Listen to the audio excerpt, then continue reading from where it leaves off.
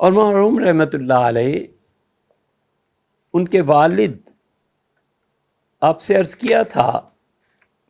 کہ وہ خوارزم شاہ کی حکومت میں وہاں سے نکلے،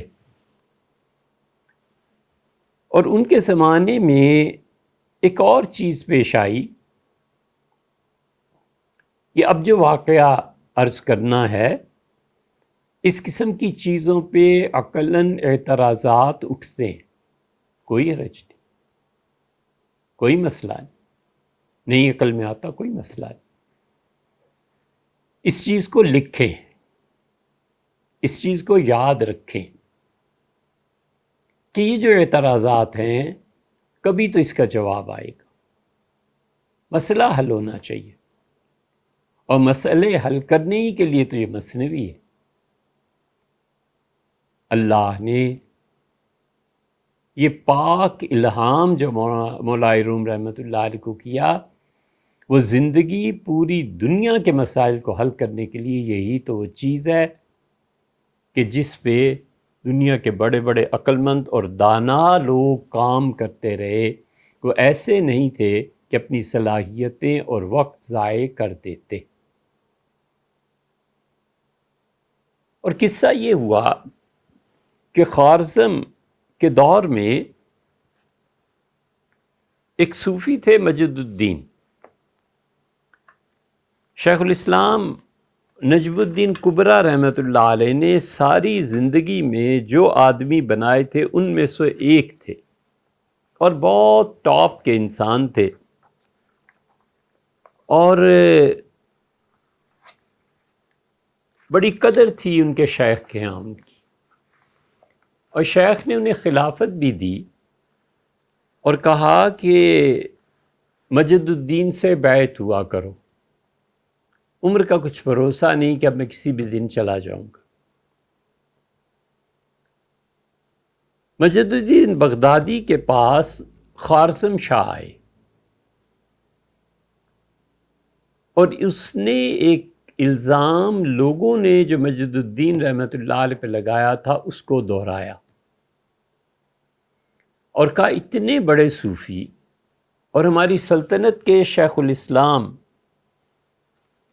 ان کے خلیفہ ہو کے نجم الدین کبریٰ رحمۃ اللہ علیہ کے، یہ تمہاری حرکت ہے اور یہ تمہاری تنہائی،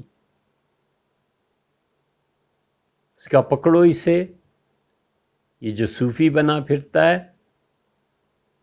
اور اگر میں اسے لٹکا دوں پھانسی پہ تو میری شہرت خراب ہوگی، اور حکومت کرنے کے لیے جو رعب اور دبدبہ چاہیے اس میں کمی ہو جائے گی، اور لے جا کے پھینک دو اس کو دریا میں،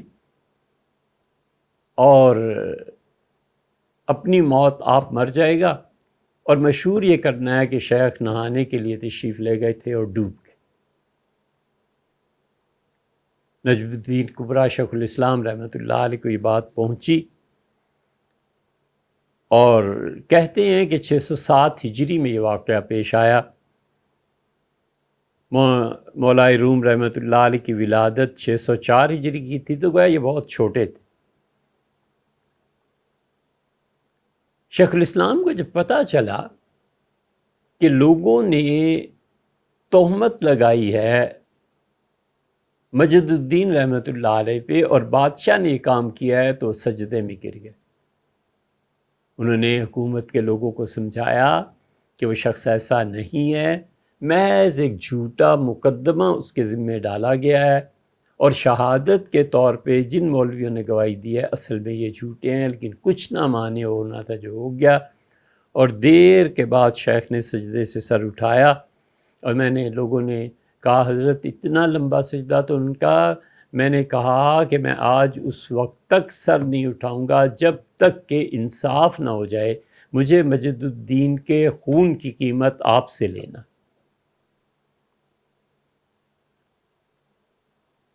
اور میں انتظار کرتا رہا